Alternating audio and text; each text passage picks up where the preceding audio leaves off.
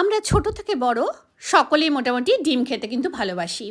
আর বাড়িতে যদি ডিমের একটা পদ বানিয়ে নেওয়া যায় তাহলে আর গৃহিণীদের চিন্তা থাকে না, এটা সকলে খেয়ে নেয়। তা আজকে ডিমটা একটু ভিন্ন স্বাদের করে বানাবো। একটা পাত্রে নিলাম বেসন, তার মধ্যে নিলাম জোয়ান, নুন, হলুদ গুঁড়ো, লঙ্কা গুঁড়ো, জিরে গুঁড়ো, কালো জিরে, আর দিলাম হলো ড্রাই ম্যাঙ্গো পাউডার। এখানে আদা, রসুন আর কাঁচা লঙ্কা বাটা, সমস্ত খুব ভালো করে মিশিয়ে জল দিয়ে একটা থিক ব্যাটার বানাবো। ঠিক এতটা ঠিক হবে ব্যাটারটা।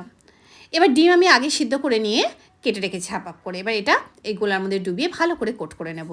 তারপরে সাদা তেল আমি গরম করতে বসিয়ে দিয়েছিলাম, সেটার মধ্যে ভেজে আমি তুলে নেব। এক একে সমস্ত ডিমগুলো তোলা হয়ে গেল। এবার ওই তেলের মধ্যে দেবো হলো রসুন কুচি, দেবো হলো পেঁয়াজ কুচি, হালকা ভাজা ভাজা হয়ে গেলে দিয়ে দিলাম হলো ক্যাপসিকাম। এবার যেভাবে চিলি এগ করে ঠিক সেইভাবেই আমি করবো আর কি। দেবো দুটো চেরা কাঁচা লঙ্কা, নুন, ভিনিগার, গোলমরিচ গুঁড়ো, soya sauce, green chilli sauce, tomato ketchup, স্বাদ মতো একটু কয়েকদানা চিনি, আর দিল কাশ্মীরি লঙ্কা গুঁড়ো। তো এটা দিলে খুব সুন্দর একটা কালার আসে। দিয়ে দিলাম হলো কর্নফ্লাওয়ার গোলা জল। এবারে ওই ভেজে রাখা ডিমগুলো দিয়ে খুব ভালো করে নেড়ে চেড়ে